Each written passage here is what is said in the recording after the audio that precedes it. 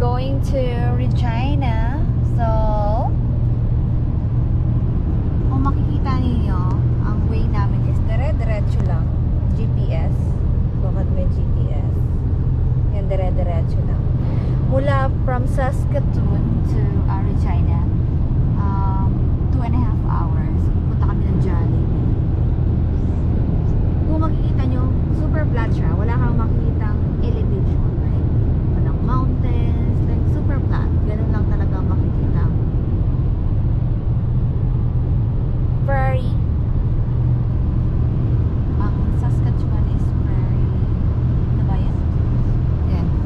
So, ganun siya.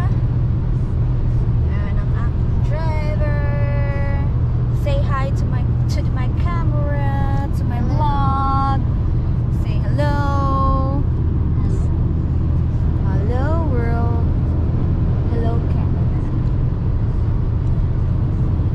So, mapapansin mo, napakababa lang din ng